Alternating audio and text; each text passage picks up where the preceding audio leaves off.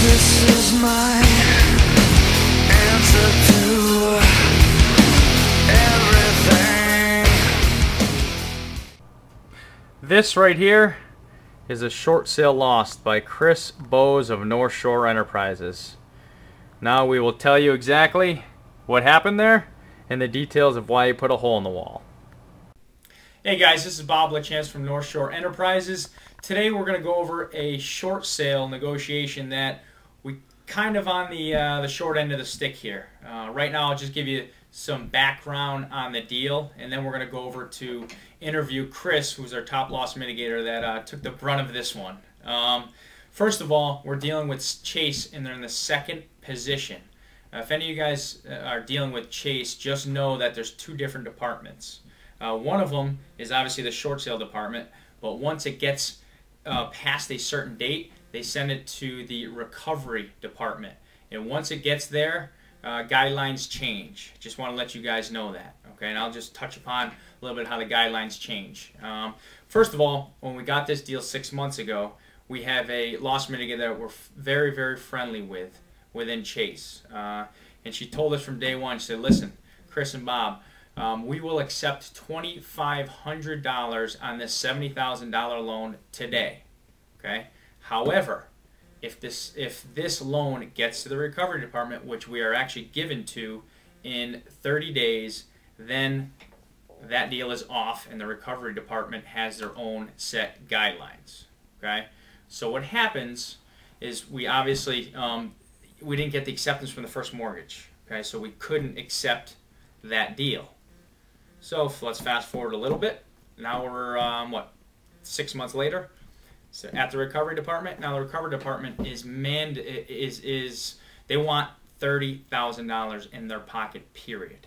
Okay, $30,000, which is obviously a little ridiculous if you guys are listening to this. However, keep this in mind, and we're going to go to Chris and he'll give you all the particulars of this deal.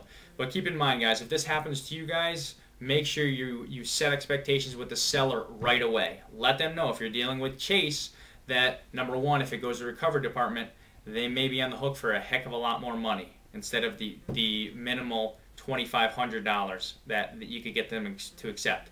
So make sure you guys keep that in mind. Tell your seller right away. It may benefit them to accept and get that release of that lien for $2,500 rather than wait 6 months down the line, okay, to fight with the recovery department. So now we're going to go over to Chris right now, and we're going to go over the deal that he actually got his butt kicked on. And we're going to go over to go see him. So let's go walk over there. Hey guys, how's it going? This is Chris. And I know you, Bob just gave you a little review of the deal that we're currently working on here with Chase in the second position. And as he said, it went to the recovery department.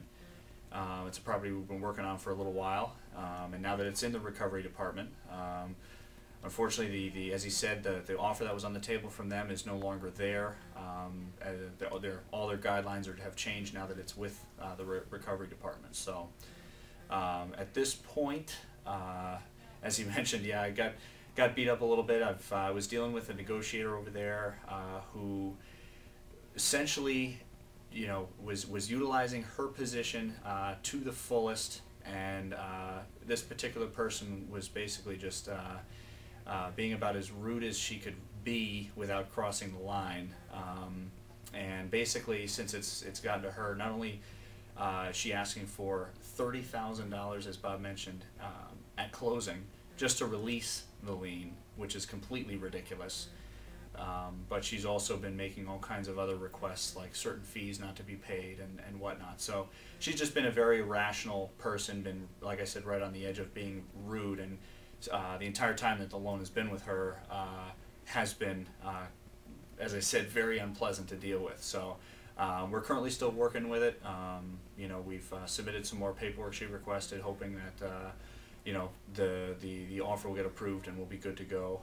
And as of right now, that's where we are. And Chris, talk about the promissory note that you're negotiating. Instead of the whole $30,000, you're trying to have them agree to a promissory note instead of the whole $30,000. Right, exactly. Yeah, Bob, we're trying to get the you know, reasonable, smaller, reasonable sum, and then for them to agree to a promissory note for the seller. So, as opposed to the preposterous $30,000. And talk about a little bit about how you went to the buyer and told them exactly what was going on, and you're having them come up out of pocket with some of that money. Right, exactly. Yeah, I mean, this is the nice thing with this one. We've got a buyer who is very, very interested in the property, willing to work and to cooperate. And so once the file got over to recovery with Chase, and once I initially got the counter from Chase, from the negotiator there, went to him and basically said, listen, this is what we've got. I wish I could tell you otherwise, but on this particular deal here, this is how it's got to go. And as I said, he's very interested in the house. He wants the property, and so he's willing to cooperate and to actually come out of pocket with some additional funds. So we lost this one negotiation so far from when it, was in the second lien position in a different department, and then over to the recovery department. What would you say to everyone looking at this video with maybe possibly some of the things they could do if they do have a qualified buyer, possibly fund out the deal, the first deal, just to get the release if it's with Chase? Oh, definitely. If you've got a buyer on board, the best thing to do is to just, get that thing. If you've got a reasonable offer from a second mortgage, definitely, from Chase, get it done. However, you've got to get it done.